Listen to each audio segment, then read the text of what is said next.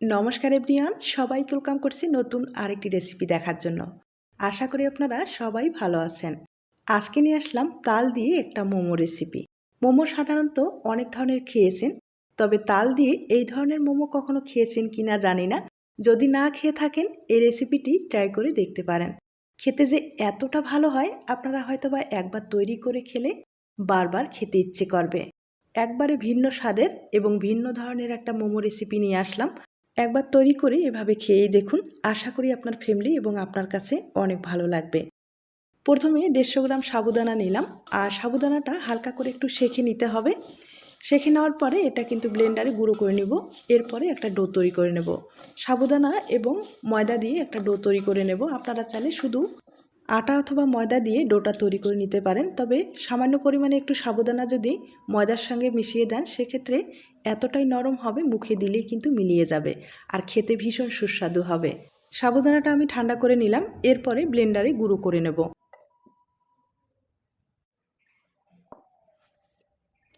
সাবুদানাটা আমি গুঁড়ো করে নিলাম, তবে ভিতরে অনেকটাই দানা রয়ে গেছে।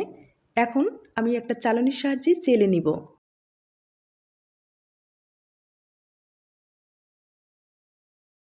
সাবুদানাটা অর্ধেক গুঁড়ো হয়েছে, আর বাকি অর্ধেকটা কিন্তু আস্ত রয়েছে, এটা পরে কাজে লাগা যাবে।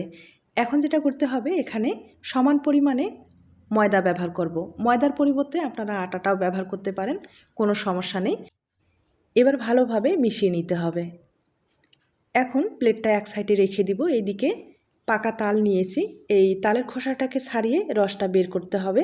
আর এই মোমো তৈরি করতে গেলে অবশ্যই কিন্তু ফ্রেশ তালের রসটা ব্যবহার করতে হবে, তাহলে খেতে খুব ভালো লাগবে।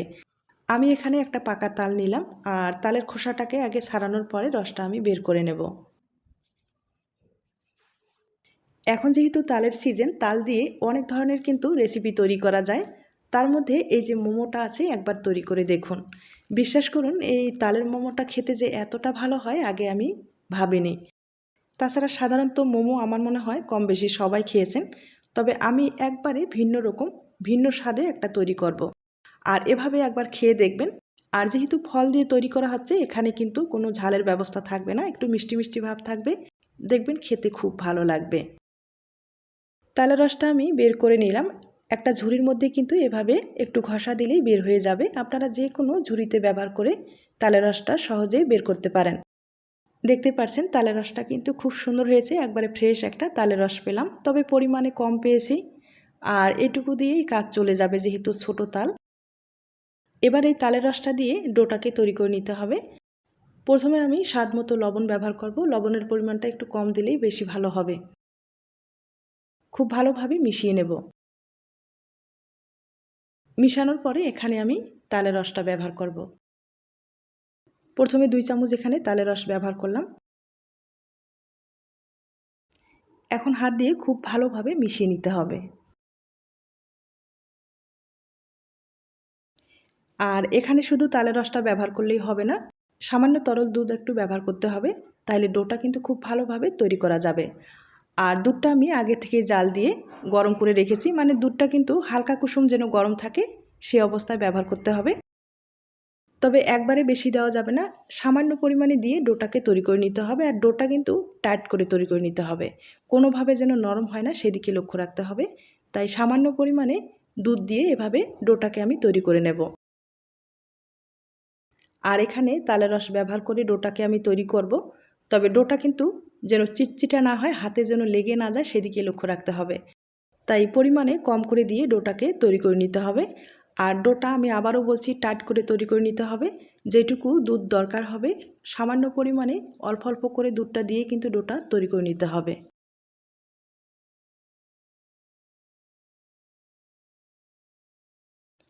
এবার ডোটাকে খুব ভালোভাবে মথে নিতে হবে, একবারে সফট একটা ডো তৈরি করে নিতে হবে। আর ডোটা যখন মথে নেবেন তখন মনে হবে একটু টাইট হয়ে গেছে, তবে টাইট হলেও সমস্যা নেই, ডোটা যখন রেস্টে রাখবেন এমনিতেই সেট হয়ে যাবে। আর এই ডোটা দিয়ে মোমোর ডিজাইনটা তৈরি করলে মোমোর ডিজাইনটা কিন্তু পারফেক্টভাবে তৈরি হবে, দেখতেও ভালো লাগবে এবং খেতেও ভালো লাগবে। এবার আমি ডোটাকে 10 মিনিটের মতো একটু রেস্টে রাখলাম। আপনাদের হাতে সময় থাকলে প্রায় আধা ঘন্টার মতো রাখবেন, দেখবেন ডোটা আরও ভালোভাবে সেট হয়ে যাবে। এর ফাঁকে যেটা করতে হবে, তালের রসের একটা মালাই তৈরি করে নেব। তার জন্য যে উপকরণটা লাগবে সেটা হচ্ছে সামান্য পরিমাণে একটু আতপ চাল, আর এটা পোলার চাল। চালটা আমি আগে থেকে একটু ভিজিয়ে রেখেছিলাম। এবার ব্লেন্ডারে ভালোভাবে একটু পেস্ট তৈরি করে নেব। আপনারা চাইলে পাটায় বেটেও কিন্তু পেস্টটা তৈরি করে নিতে পারেন। সামান্য পরিমাণে জলের বদলে একটু দুধ ব্যবহার করলাম, তাহলে কিন্তু খেতে ভালো লাগবে। এবার পেস্টটা আমি তৈরি করে নেব। এখন আপনাদের চুলা নিয়ে যাচ্ছি। আর চুলায় আমি আগে থেকেই কড়াই বসিয়েছি। 1 চামচের মতো ঘি ব্যবহার করলাম। ঘিটা কিন্তু পরিপূর্ণভাবে গলে যাওয়া পর্যন্ত অপেক্ষা করে নেব। এ পর্যায়ে এখন আমি ছোট এলাচ এবং একটা তেজপাতা ব্যবহার করলাম, তাহলে ফ্লেভারটা ভালো আসবে। এবার কিছুটা পরিমাণে এখানে দুধ দিয়ে দিব, আর দুধটা ভালোভাবে কিন্তু একটু বলক নিয়ে আসতে হবে।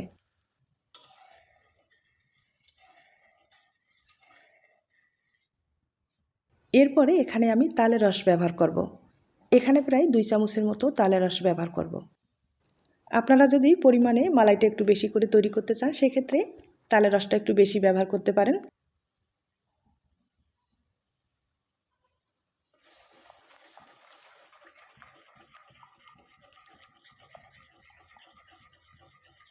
ভালোভাবে মিশিয়ে নিলাম। এবার মিষ্টির জন্য 1.5 চামচ চিনি ব্যবহার করব। তালের রসটা কিন্তু অনেকখানি মিষ্টি রয়েছে, তাই পরিমাণে একটু কম করে ব্যবহার করলাম। আপনারা কিন্তু বেশি কম করে ব্যবহার করতে পারেন, কোনো সমস্যা নেই।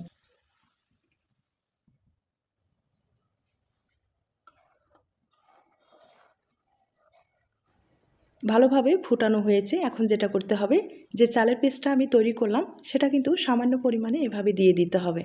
আর এটা দিলে ঘন হবে এবং ঘ্রাণটাও ভালো আসবে, খেতেও ভালো লাগবে। আর এই মালাইটা যখন একটু ঠান্ডা হয়ে যাবে তখন কিন্তু আর একটু ঘন হয়ে আসবে, খেতে ভালো লাগবে। আর এভাবে তৈরি করার পরে একবার মোমো দিয়ে খেয়ে দেখবেন, দেখবেন স্বাদ কাকে বলে। মালাইটা কিন্তু পুরোপুরি হয়ে গেছে, এর চেয়ে ঘন করা যাবে না। ঠান্ডা হওয়ার পরে মিশ্রণটা আরেকটু ঘন হয়ে আসবে।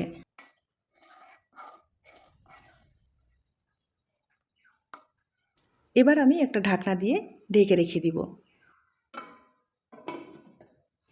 এখন আমি মোমোর জন্য পুরটা রেডি করে নেব। আর পুর হিসাবে ব্যবহার করব এখানে নারকেল।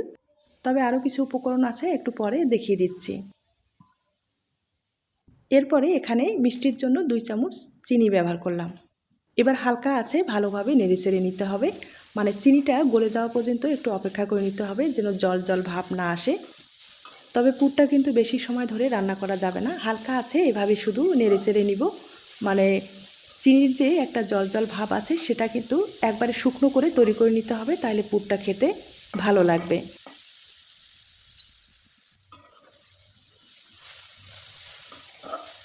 আমি অল্প কিছু সময় এভাবে পুরটা একটু রান্না করে নিলাম।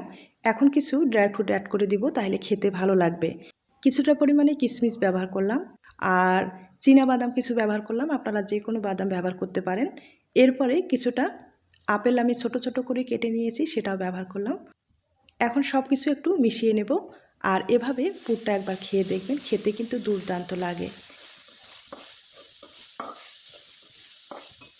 এখন শুধু সব কিছু একটু ভালোভাবে মিশিয়ে নেব। আর বেশি সময় এখন কিন্তু রান্না করা যাবে না। চুলার আঁচটা একবারে লো করে দিয়ে এগুলো সব কিছু উপকরণ মিশিয়ে নিতে হবে। এবার পুরটা পুরোপুরি ঠান্ডা করে নিতে হবে। এদিকে কিন্তু ডোটাও সেট হয়ে গেছে। আর এখন কিন্তু দেখতেই পাচ্ছেন কতটা সুন্দরভাবে তৈরি হয়েছে। হাতে কিন্তু কোনোভাবে লেগে যাচ্ছে না, আপনারা হয়তোবা খেয়াল করেছেন। এখন যেটা করতে হবে, এই ডোটাকে হালকা একটু মুথে নিব। আর একটু লম্বালম্বি করে তৈরি করে পিস পিস করে কেটে নিব।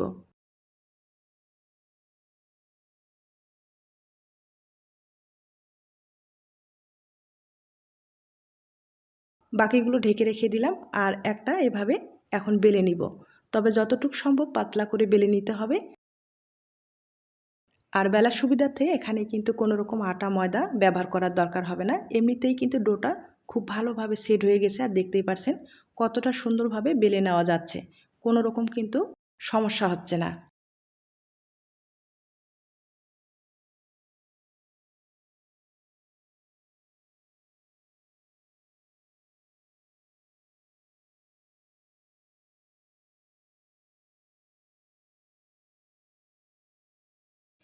আমি একবারে রুটিটাকে পাতলা করে বেলে নিলাম। আর এবার একটা প্লাস্টিকের ঢাকনা দিয়ে গোল করে কেটে নিব।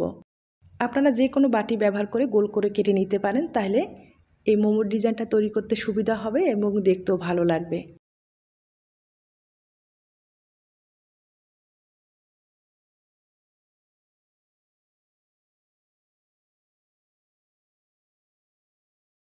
আমি 4টা কেটে নিলাম, আর বাড়তি যে অংশগুলো আছে কেটে নেওয়া সেগুলো কিন্তু পরবর্তী আবার বেলে নেওয়া যাবে।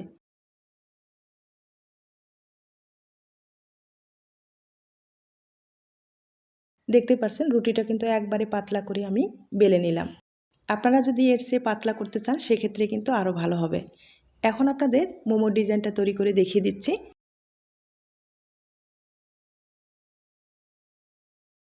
তবে পুরটা কিন্তু গরম অবস্থায় ব্যবহার না করাই ভালো, পুরোপুরি ঠান্ডা করলে সবচেয়ে বেশি ভালো হবে। আর এখন মাঝখানে পুরটা ব্যবহার করব।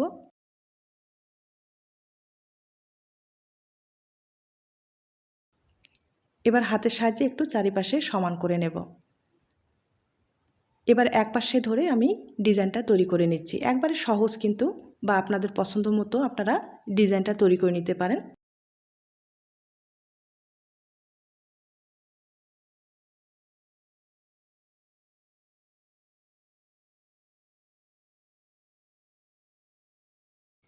আমি একটা তৈরি করে নিলাম, দেখতেই পাচ্ছেন কতটা সহজভাবে তৈরি করা যায়। আর এই ডিজাইনটা না দেখতে ভালোই লাগে। আপনাদের পছন্দ হলে তৈরি করতে পারেন। সেমভাবে আমি আরেকটা তৈরি করে দেখিয়ে দেব। তবে এই ডোটা যদি নরম করে তৈরি করা যেত সেক্ষেত্রে কিন্তু ডিজাইনটা ভালো আসবে না। মানে ডিজাইনটা তৈরি করার আগেই এগুলো নষ্ট হয়ে যাবে। তার জন্য আমি আবারও বলছি, একটু টাইট করে তৈরি করলে আপনাদের পছন্দ মতো যে কোনো ডিজাইনের মোমোগুলো তৈরি করে নিতে পারেন। আমি সেমভাবে আপনাদের 2টা তৈরি করে দেখিয়ে দিলাম। আমি কিন্তু অনেকগুলোই তৈরি করে নিয়েছি, একবার দেখিয়ে দেব। দেখতেই পারছেন আমি কিন্তু অনেক কয়েকটা তৈরি করে নিলাম, আর এগুলো কিন্তু ভাপিয়ে নিতে হবে। আমি আগে থেকেই পাত্রে জল বসিয়েছি, জলটা কিন্তু হাই হিটে বলক নিয়ে আসতে হবে। একটা কলার পাতা দিয়ে দিলাম, নাহলে কিন্তু মোমোগুলো দেওয়ার সাথেই লেগে যাবে, আর না হলে তুলতে গেলে সমস্যা হয়ে যাবে। তাছাড়া কলার পাতার কিন্তু আলাদা একটা ফ্লেভার আছে, সব মিলে কিন্তু ভালোই লাগবে। আপনাদের কলার পাতার ব্যবস্থা থাকলে এভাবে ভাপিয়ে নিতে পারেন, তাহলে খেতেও ভালো লাগবে।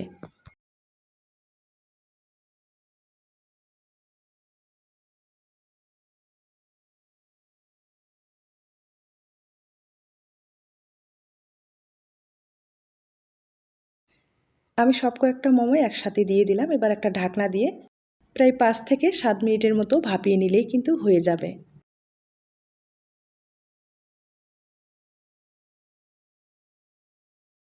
আমি 5-7 মিনিটের মতো ভালোভাবে ভাপিয়ে নিলাম, আর দেখতেই পারছেন কতটা সুন্দর হয়েছে, আর ভাপানোটাও কিন্তু খুব ভালো হয়েছে, অনেক নরম হয়েছে।